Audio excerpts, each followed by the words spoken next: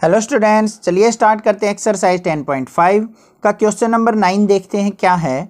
To circles intersect at 2 point B and C. दो circles हैं, एक ये सर्कल है और एक ये छोटे वाला सर्कल है जो बी और सी पॉइंट पे क्या करते हैं, इंटरसेक्ट करते हैं। Through B two line segment A B D and P B Q R drawn to intersect the circle at A and D and P and Q. उसने क्या कहा है, बी पॉइंट से दो लाइन सेगमेंट ड्रॉ किए गए हैं, ए B D और पी बी क्यू। जो ए बी डी है वो सर्कल को ए और डी पे कट करती है, पी बी क्यू है जो सर्कल को पी और क्यू पे कट करती है। Then prove that angle A C P equal to Q C D. तो हमने ए सी पी ये वाला एंगल इस एंगल के इक्वल प्रूव करना है। ठीक है, आई होप आपको पता लग गया होगा। फिगर थोड़ा सा कॉम्प्लिकेटेड गिवन है, ऐसा फिगर आपके लिए बनाने के लिए नहीं आएगा एग्जाम में। ऐसा अगर ये क्वेश्चन आता है तो आपको फिगर उसमें गिवन होगा। ठीक है, घबराने की जरूरत नहीं है, चुटकियों में सोल्व होने वाला क्वेश्चन है, बिल्कुल एक सिंगल कंसेप्ट इसमें यूज होगा। तो सबसे पहले हमें गिवन, तो यहाँ पे फिगर गिवन है, इसके अंदर कोई ऐसी चीज गिवन नहीं है जो हम यहाँ पे राइट डाउन करें। हम लिख लेते हैं टू प्रूव क्या है। टू प्रूव के अंदर लिख देते हैं एंगल एसीपी को क्यूसीडी के इक्वल प्रूव करना है। ठीक है, अब चलते हैं इसके प्रूफ के पास। सबसे पहले मैं बात करूं, एंगल एसीपी हमारा एंगल एबीपी के इक्वल है। क्या है, एंगल एसीपी और एबीपी, एसीपी और एबीपी, एबीपी ये एंगल और ये एंगल, ये और ये दोनों के दोनों क्या है, हमारे इक्वल एंगल है। क्यों एंगल इक्वल है, अगर मैं ए पी को ज्वाइन कर देता हूं तो ये एक हमारा सेगमेंट बन गया, तो ए पी के ऊपर बने हुए एंगल है ये भी और ये भी। तो यहां पे क्या लिख सकते हैं हम, both are on line segment AP. दोनों के दोनों एपी के ऊपर बने हुए हैं, ये एंगल भी और ये एंगल भी इक्वल हो गए। इसको मान लेते हैं इक्वेशन नंबर फर्स्ट। सेकंड बात करता हूं मैं, angle Q C D equal to है हमारा क्यू बी डी के। इक्वेशन नंबर सेकंड देखो, क्यू सी डी ये एंगल और हमारा क्यू बी डी ये एंगल, ये और ये एंगल दोनों क्या होंगे हमारे इक्वल। क्यों होंगे, अगर मैं बी डी को ज्वाइन करता हूं, उसको डी क्यू को ज्वाइन करता हूं तो डी क्यू सेगमेंट के ऊपर दोनों बने हुए हैं। ठीक है, तो यहां पे भी लिख देंगे both are on line segment D Q. तो दोनों इक्वेशन से हम क्या लिख सकते हैं, from equation first and second. उससे पहले हम एक चीज और देखेंगे, जो एंगल हमारा एबीपी है वो क्यू बी डी के इक्वल भी है, ये दोनों एंगल इक्वल भी हैं। क्यों है, वर्टिकली अपोजिट एंगल है, तो वो लिखेंगे पहले। Angle A B P equal है हमारा एंगल क्यू बी डी के। Equation number third, vertically opposite angle. अब लिखेंगे from equation first and second, from first second and third.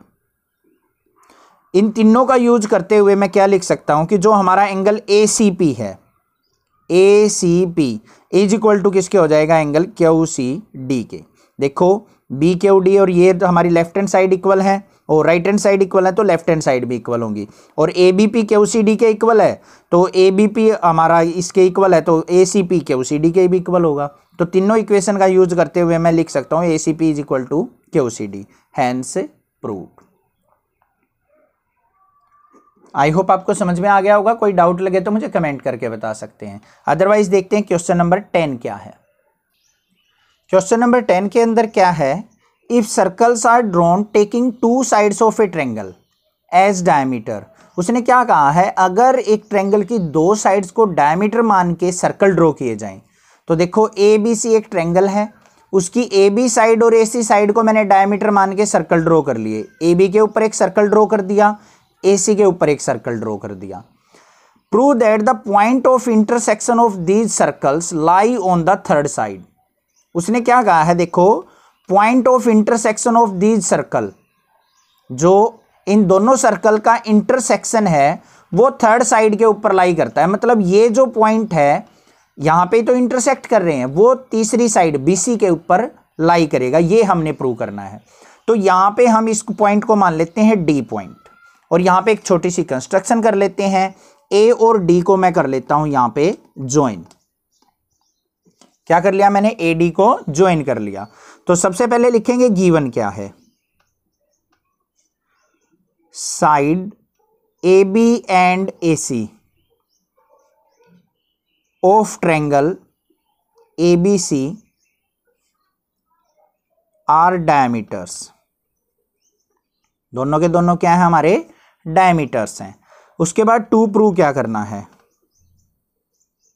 जो इंटरसेक्शन पॉइंट है D lie on side BC। जो D point है वो BC के ऊपर लाई करता है, ये हमने प्रूव करना है। चलिए देखते हैं प्रूफ क्या है, कैसे करेंगे। सबसे पहले मैंने यहां पे क्या किया है, AD को ज्वाइन किया है, तो यहां पे हम इसको कंस्ट्रक्शन के अंदर लिख सकते हैं। कंस्ट्रक्शन क्या किया मैंने? ज्वाइन AD, A और D को क्या कर लिया मैंने? ज्वाइन कर लिया। ठीक है, प्रूफ के अंदर आ जाओ। अब AD को ज्वाइन किया है तो ये क्या कर रहा है? ये परपेंडिकुलर फॉर्म होगा। क्यों होगा? Angle in semi circle, semi circle के अंदर हाफ सर्कल ये है, हाफ सर्कल के अंदर एंगल जो बनता है वो 90 डिग्री पे बनता है। तो यहां पे क्या लिख देंगे हम? Angle ADB is equal to क्या है? 90 डिग्री, इक्वेशन नंबर फर्स्ट। और एंगल ADC ये भी क्या हो जाएगा हमारा? 90 डिग्री। मतलब ADB और ADC दोनों के दोनों क्या होंगे? 90 डिग्री।